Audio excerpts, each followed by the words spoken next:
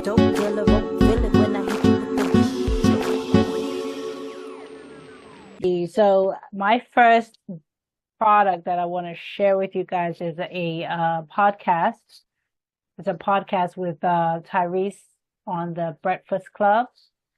And he's discussing some of the issues that he's having lately, and it kind of has shaken up social media. So I thought I'd bring it up and share with you guys what I've seen and, share our opinions from there.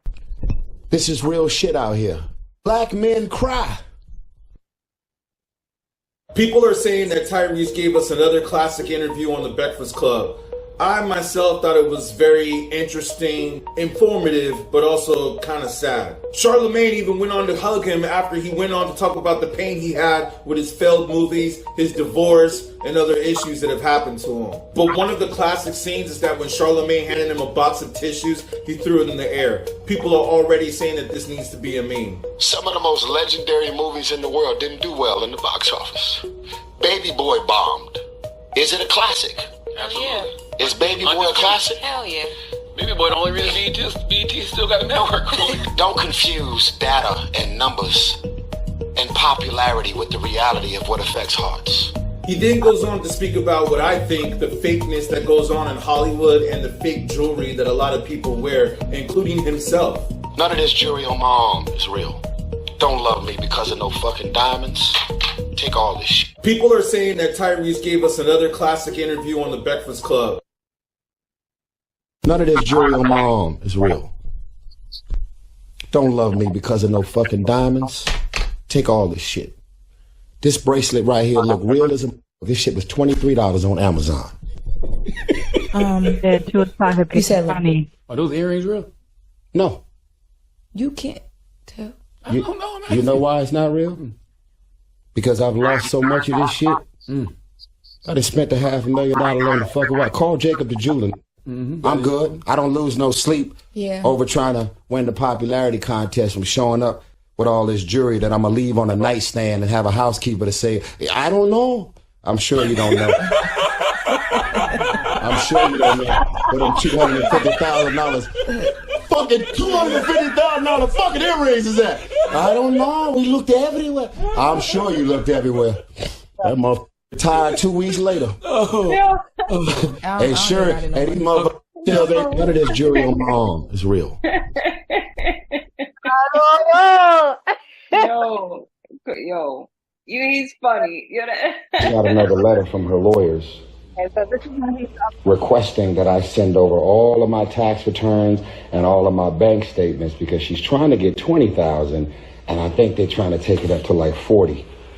And they've been looking at all of my movies and all of the concerts and shows that I've been doing, and they're over there like blood-sucking lawyers rubbing their hands. And Samantha's doing the same thing, rubbing her hands, and they're going, oh, for the last year and a half, he looks like he's been doing really well. Let's go ahead and get them bank statements over here so we can figure out a way to get this law firm. Just got another letter from her lawyers. Do you have any Valentine's? That's it. I have a question. I feel like there's some men out there that be like, well, what did you do with your money? Didn't you invest it? Don't you have a portfolio? Like, where's your money at? You see what? You tell it. I was gonna say it's tricky for him because he's got to like make it known he don't have no money so that he don't end up having to fork out for this lawsuit or this divorce. Nikki and Kenneth did that. They did what? I don't know. It was just a post I saw, and it was both of them took off their jewelry and makeup, and they were just standing there and saying that we don't really have anything. But I'm like, that sounds stupid. Like, so all I gotta do is make a video and don't put on my makeup and jewelry and just say I don't have value. And then what? Yeah, I mean, I think in the court cases, everything is kind of very superficial. It's all about what you can prove and stuff. So, or show me that your bank account is empty. Let me see if you moved anything.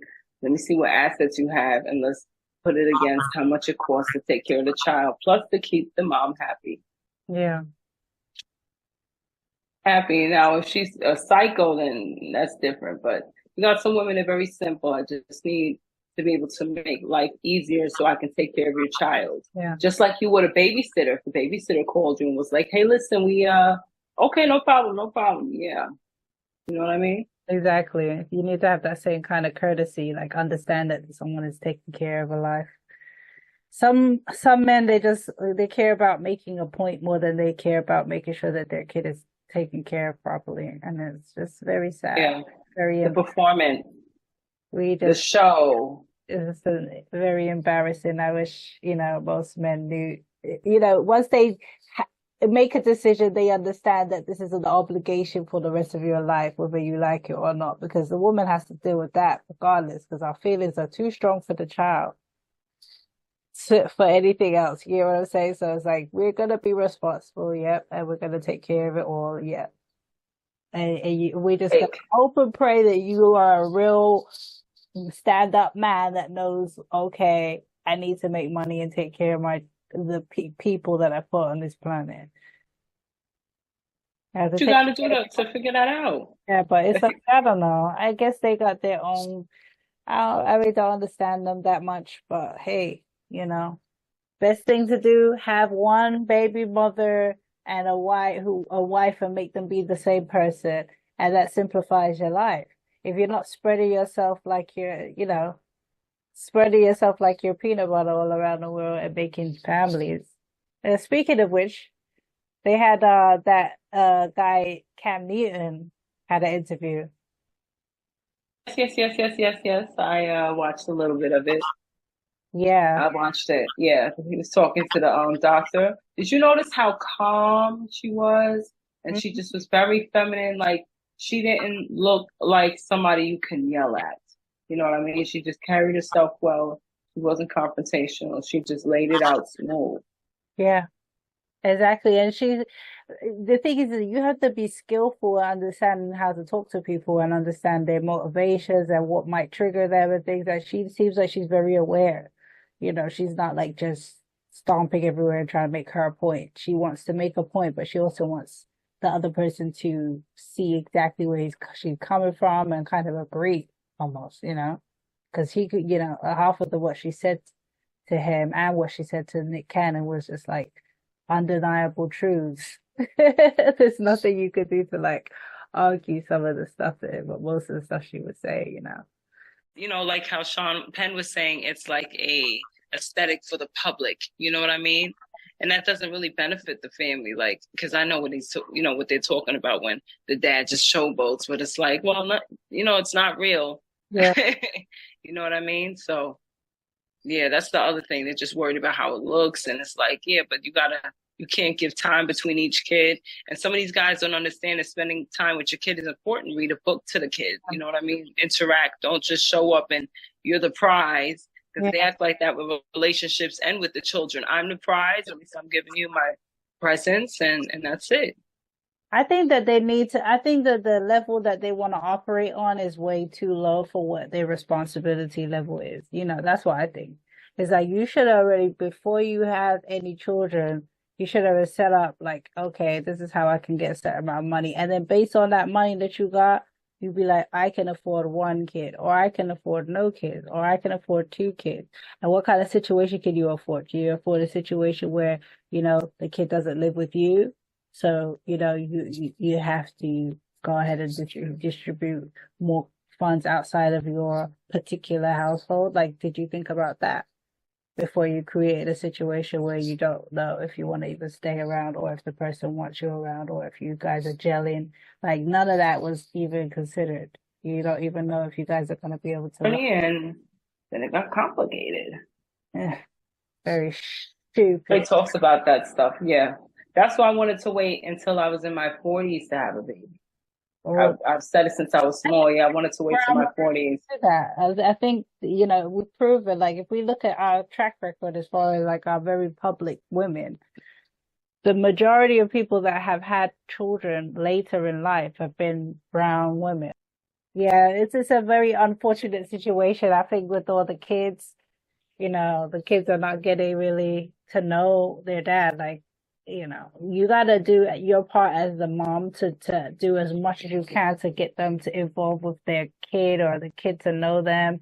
If it's not too bad of a situation, you guys live together so they can see mom and dad together at least for some period of time.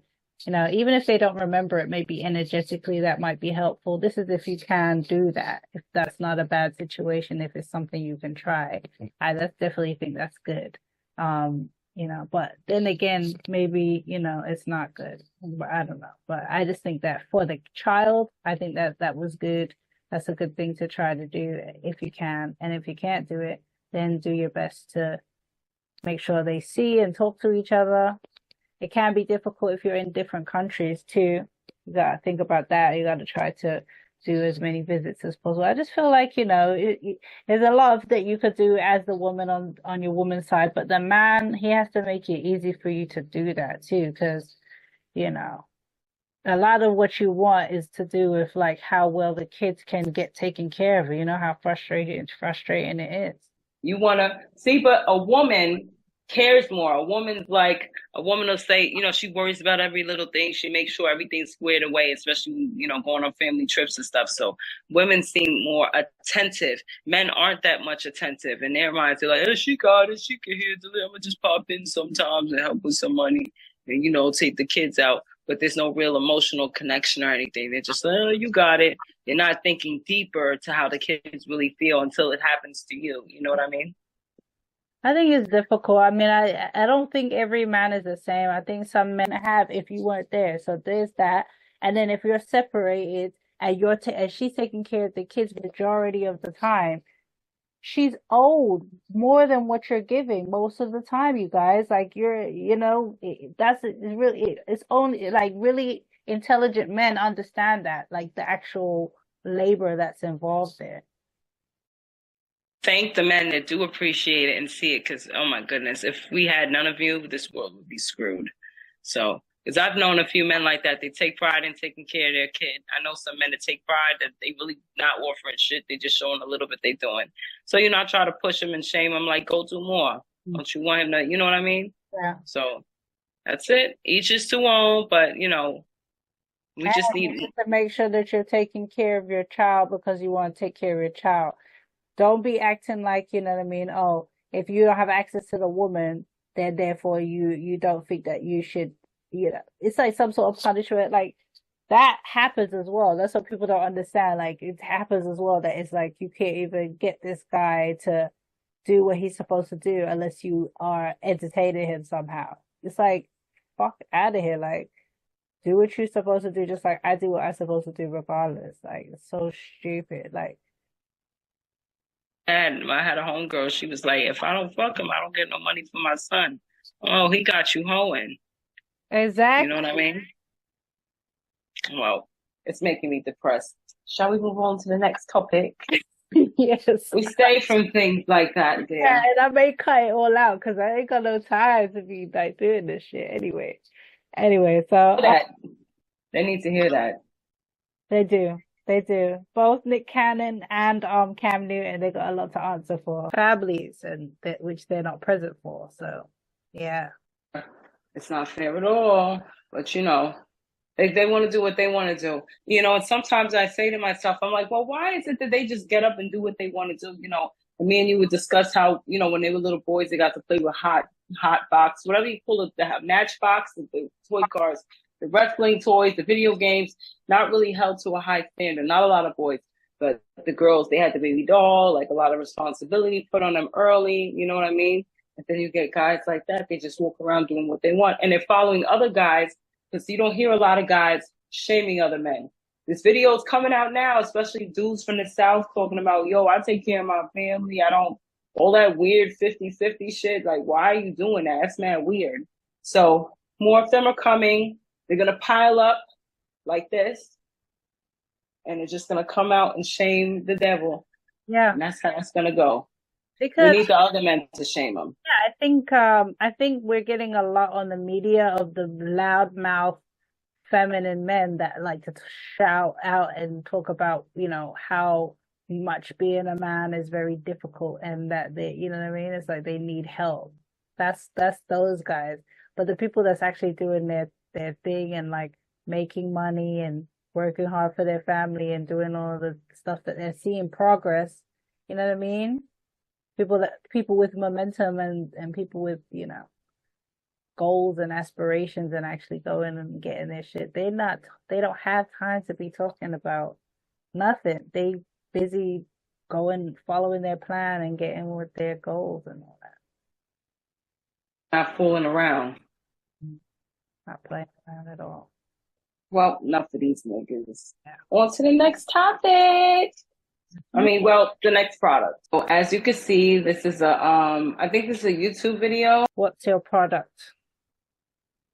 Love Plastic by Sisters Lepay. I call it a product because, all right, first of all, there's these two girls. I think they're from France, right? They're sisters. They 3D model. They make Barbie-like characters. I think they're actual Barbie and Christy, so they call each other that. They just go on these adventures. It's not like it's a series about anything particular. It's just different clips based on, you know, content, just cute, you know, influence. Like, I think it was Balenciaga. I'm not too sure, but brands on that level. And they would have videos specifically for their products or bags or purses or whatever it is that they wanted to collab on. So you could take a look at some of their stuff. They look really, really good. If you love Barbie, you love their videos. I soak in everything that they post. And they get better and better over time. So you could see the progress, but it's so cool. Okay, let's take a look. Oh, they have videos up too. I think they were doing a little mix. Now I'm here on YouTube. So cute. What did you say? Play, let them see it. Don't tease them, Ange. This video, I want to show you my previous story. This won't be a full story, but let me keep all the details until I'm going to create my own series. But the most important periods you will catch there.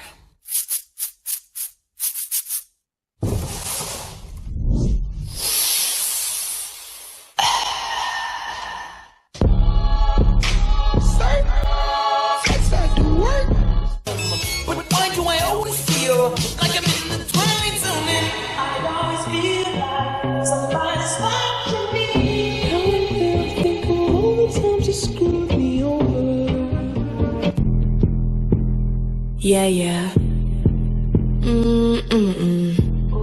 Oh, he want that.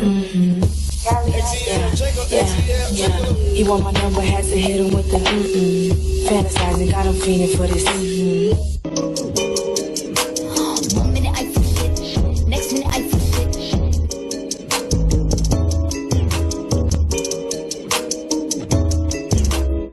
it. He want my number, had to hit him with the fantasizing, got him feeling for this.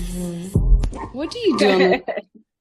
All right, I'm not gonna break my back for y'all now. If you want to see more of the Sisters Plastic by Sisters Lepay, you can check out their Instagram, their TikTok, and their YouTube. They're always working on something. Oh, the Jamaican, your ears, bomba flats. But they're always coming out with something. If you don't see anything for a while, they're working on it, and it's gonna come back up. I love their brand. It's girly. You could just drink it in, especially if you're an adult and you're not sitting there watching Barbie movies. You can check out their Instagram. You can talk to them, look at their collabs. It's beautiful. Look how sexy the pages are. It's just pink and fabulous, just like DopeDilla TV. And that's my dope product. And I have another one for you too. Perhaps you heard of this brand. It's very popular and a lot of creatives and artists use it. It's called Canva.com. It's a platform where you can edit video and photo. You can make invitations, banners, and they help you customize whatever project that you have for measurements that may go on another social media platform. So the thing about Canva, it's very easy to use. You can buy a membership, you can have it free. But when you do buy the membership, which is about $120 a year, I think, which isn't too bad, you get access to certain texts, certain pictures, certain graphics that artists create and upload onto Canva. And I'm about to be one of them soon. But I really, really do love Canva. And here's a little look at it, at what Canva can do. Okay, guys, so this is the interface that you're looking at for Canva. It's very inviting, very open.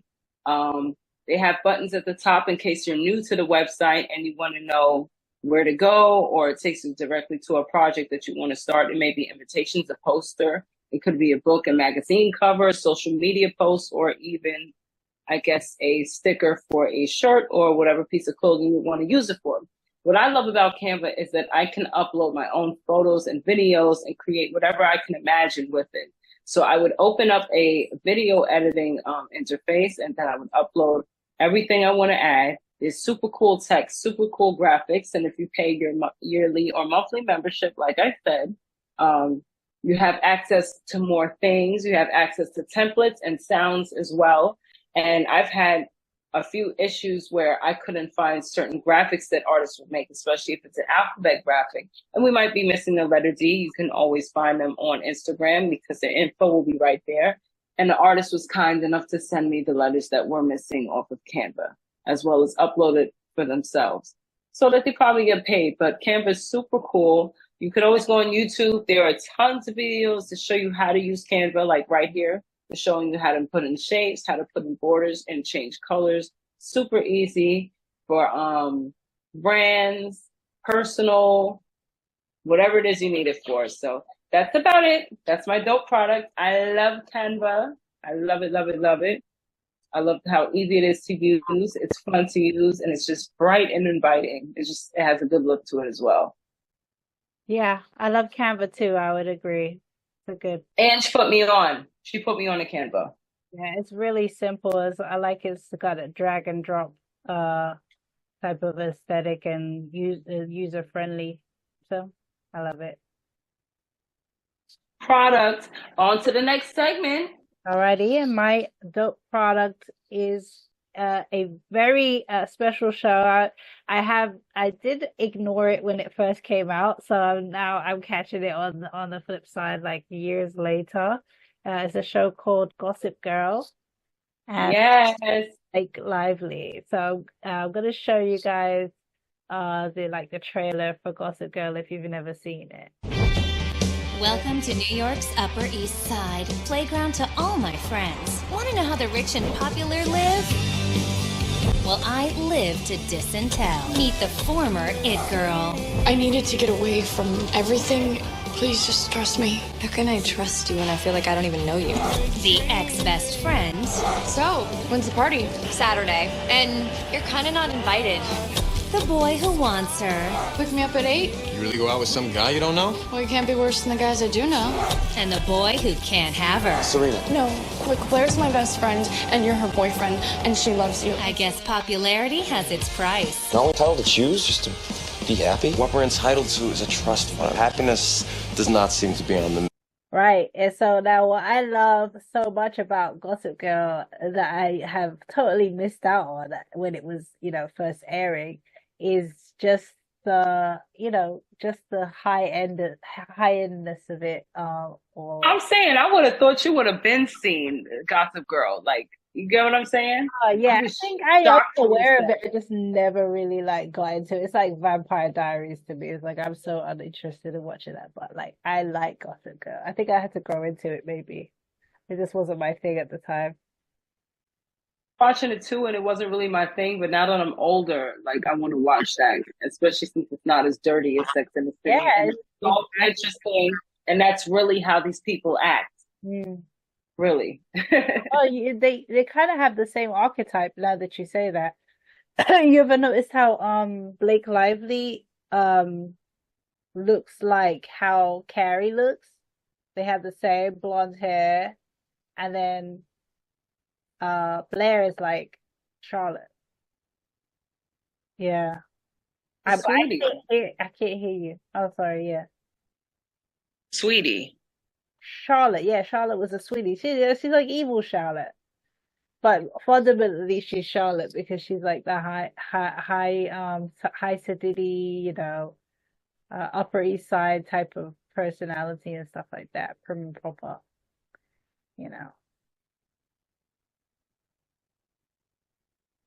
Gossip Girl, but I'm gonna hop back in it with you. I'm hopping back in it with you. I haven't seen all of it. I watched most of it, but I'm sure I missed a lot, and I'm pretty sure it's juicy. And living in New York and being familiar with that lifestyle, I didn't say I have millions, but Yeah, I'm ready to hop back in, and that'll keep me warm until Severance comes home. Yeah, Severance needs to come back, and Gossip Girl has quite a few seasons, so I'm only on I think I'm on the end of season 2 right now. Yeah, maybe season 3, but I think I'm at the end of season 2 if I'm not mistaken, and I'm enjoying it so far. I like all the twists and turns. The show could do with a bit more brown people, So I think they under show how many wealthy Black people there are, honestly, because I see there's so many societies of those stuff. So they exist. They're there. So maybe we need to have our own show. That's what they all say. Is like they don't like to kind of include us, and it feels false to them. Do in real life, they don't really talk to us too much. And even if you come for money, it's like, I need everyone to approve, that this guy is talk toable. Yeah. So, and I'm pretty sure Black wealthy people kind of stay amongst each other. That's true. You know what I mean? They stay out the mess. They don't, it's not, we don't want white people around, because first of all, it's not the same thing when it's reversed at all. Yeah. But when Black people do it, they're just trying to stay to themselves, and because you have quite a history of putting things underwater. So yeah, and burning stuff up and blowing stuff up too. So that's basically my product, my product. I really am enjoying it, and it's over with now, but I got a lot to get through and stuff, and a lot of people are talking about Blake Lively not in a very good light at the moment in the media. People are not too happy with like her personality. They think she kind of has a sucky personality, and she's not a very good actress. That's what they're saying too. They think that she's a monotone actress that plays herself. That's what they're saying. Straight. Yeah.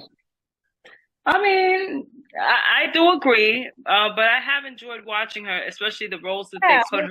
The thing is that there's nothing wrong with that, and I think that it's admirable that she's not trying to kill herself to be like Meryl Streep. She's being the actress that she is, and it's okay to like give people a kind of a slice of life type of personality. Like it's like, okay, every time we see this is how they should have dealt with Keanu Reeves, which I think Keanu Reeves is a multi-faceted type of actor, but in the beginning they were like saying like, oh, he's like a surfer kid,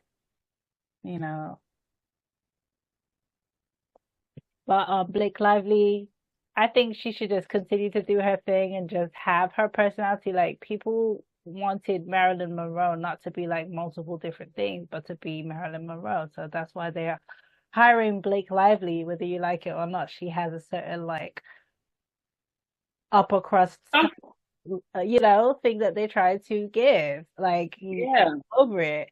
And they actually were surprised that she's kind of, snippy and witty and rude. But that's kind of like part of her archetype. I mean, you want her to be nice. She might be nice, but she's a human being, so maybe she's not nice, and maybe she's just not nice right now. Who knows? Because especially in that business, and not only that, she's pregnant, so maybe she's feeling away. And you say what? Maybe you talking about her bump for like the 1,000th time that she's heard it today probably pissed her off. It was getting on her nerves. Yeah, it was like, it would be good if she would just have come out and say that. That's a very human thing to say. It's like, it was getting on my nerves being asked all of these like mommy centered or male centered or like whole entity. But the paparazzi are very understanding. Sometimes you just gotta say, make an announcement, and especially if paparazzi. She was promoting a movie. Sorry to cut you off. She was promoting a movie, so she was doing a press tour. Like carpet, right. So but I think sitting down every day, all day, and then people are coming to see her. Yeah, I don't know. I'd put out a quick Instagram post, and then maybe they'll catch on by the time I get to the next person to interview me. Yeah, it probably does get annoying. It's like having a friend around it, the same question over and over. It's like, I answered that already. Yeah, I think that's one of the biggest complaints that a lot of celebrities have, especially like the bigger ones that see a lot of people, is that they get asked like unoriginal questions. Yeah, pisses them off. But we like you, Blake. We think I like her aesthetic, and they put it where it needs. She's an aesthetic and she's a vibe. And there's nothing wrong with being an aesthetic and a vibe and being a public figure. Say it, Angie. Yes, exactly. She could play herself. Come on, let her play herself. There's a lot of people like Ernest P. Worrell. He played, Ernest P. Worrell. You could tell that was him. You know what I mean? She's an you know. Yeah. Anyway. Let her be. Yeah, let her be. And another thing I do want to say, I know Cleo, she needs to go, but there is one other thing that I wanted to talk about as far as Gossip Girl. Gossip Girl was interesting as well because you got to see like the dynamic that white women have when it comes to the hair thing, and that their blondness and the brunetteness of it all and what that means to be either thing. Yeah, I noticed it since I was small. I never really noticed it. It's only like now that I'm an adult, I can like look back on all the white girls that I know and their dynamic, because I went to a mostly white girl school. Like it was all different types of people, but it was like majority white women, white girls, and then, ethnicities sprinkled in here and there, whatever. But what I noticed with them, now that I think back, there was different types of chicks, you know what I mean? I think the blonde hair, blue eyes gives like the fully European, oh, well. Yeah, it gives a full European experience, and I guess that's why. That's why I was like this, like those Roman statues, because those people were blonde with blue eyes. Yeah. From Norway, where it's cold and it's at the top and everyone's tall and just pale. You know what I mean? It's the archetype about being the blonde one is like being the fun one and easier and, not so intelligent and thinking about stuff, really like more of a ditz or. With that after Marilyn Monroe or during, or was it always a thing? It's always a thing. That's why they made her, okay. They were fitting her into something that already existed. Yeah, that's why she was like boop boopy doo. She was like, not a lot going on upstairs, but what you didn't know is that Marilyn Monroe was very, very, very, very, very intelligent. She was one of the, there was another actress as well during that time. She was a brunette, forgot her name, but she was like a rocket scientist, that smart. So, yeah. And they hide it behind all that sexuality. Yeah, exactly. That's the whole point of it all, and like all the storylines. So there's a storyline about brunette and blonde, and you saw it also. They talked about it in the psychology of it all in that show Mad Men. Yeah. Oh, that's another show we gotta watch. Mad Men is good. It's like I know for if you are a creative, if you are in marketing, if you're in sales, if you're into like how TV, if you watch TV. If you're into like that kind of thing and want to know like how the art industry worked at that time, definitely check out Mad Men, because it's like an advertising company, and they're like selling ads for old stuff like Coca-Cola when it first hit the market, and all of these things that they talk about the companies when they go IPO and what they need to do as far as promoting. This is back in the day, but it's still same shit. So yeah, I really liked that show, Mad Men, and I don't know why I was talking about Mad Men, but yeah. Because it's fire. I'm gonna hop on the wagon. I kept forgetting. Now you reminded me. Now I got something to watch while I'm doing my office work. Oh, they were talking about that in Mad Men. So Mad Men, they were saying, that the blonde is the one that you want to have fun with, and then the brunette is like the one you want to marry or some shit like that. Yeah. Yeah, right. Yeah. Oh my goodness. That's how they sold it. Yeah, but it was interesting seeing like how jealous that Blair got. Blair is the dark-haired one. She was so jealous of the blonde one, which is Blake Lively's character. And she would She just seemed to be more free. Yeah, but she was like, she can't be like how she gets away with it a lot because of her hair, it shines in the sun and shit like that. She was saying some deep, like, jealousy shit. And they still stayed friends. I don't know how. You can't. I've done it.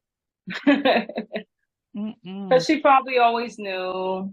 So I was like, duh, I already know. Yeah, No big deal. oh, but it's like, that's scary. It is scary. I would have been like, bye. And I mean, she had a point because of the way that everything went. She really was a fucked up friend too. The girl Serena, she had sex with the girl's boyfriend. Mm-hmm. Yeah, and then she ran away. That's what happened. I was like, yeah, obviously she's gonna be feeling a way about you because she wanna be your friend because you're the best friend that she could have, like socially. Like it's really good for her to be friends with you because for whatever reason, you guys grew up together. So she just stick to the plan when you came back and all that.